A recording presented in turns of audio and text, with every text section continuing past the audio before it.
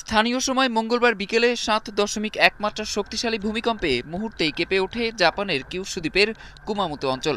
ইউকি শহর থেকে মাত্র ১০ কিলোমিটার গভীরে উৎপত্তি হওয়া কম্পনের তীব্রতা ছিল অনেক বেশি।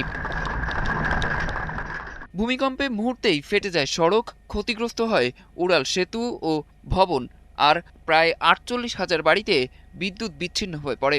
প্রাথমিকভাবে সুনামির সতর্কতা জারি করা হলেও পরে তা প্রত্যাহার করা হয়।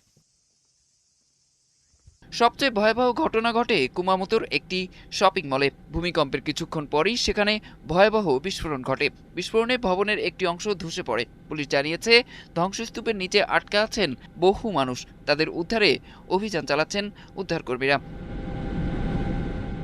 স্থানীয় কর্তৃপক্ষ জানিয়েছে, এতে প্রায় অর্ধশতাধিক মানুষ আহত হয়েছেন। কম্পনের সময় একটি দ্রুতগতির ট্রেন লাইনচ্যুত হয়। নিরাপত্তার জন্য কিউশুর বুলেট ট্রেন, স্থানীয় ট্রেন ও কুমামোতো বিমানবন্দরের কার্যক্রম স্থগিত রাখা হয়েছে।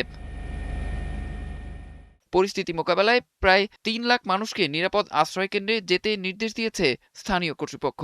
উদ্ধার ও ত্রাণ কাজে মোতায়েন করা হয়েছে ৩,৫০০-এর বেশি আত্মরক্ষা বাহিনীর সদস্য। এ অবস্থায় সবাইকে সতর্ক থাকার আহ্বান জানিয়েছেন প্রধানমন্ত্রী সানায়ে তাকাইচি। এর আগে ২০১৬ সালে কুমামোতে ভয়াবহ ভূমিকম্পে ২৭৫ জন নিহত হয়েছিলেন। সে সময় ঐতিহাসিক কুমামোতো দুর্গসহ হাজারো স্থাপনা ক্ষতিগ্রস্ত হয়। মঙ্গলবারের ভূমিকম্পেও দুর্গটির পাথরের প্রাচীরের কিছু অংশ ধসে পড়েছে বলে জানিয়েছে কর্তৃপক্ষ।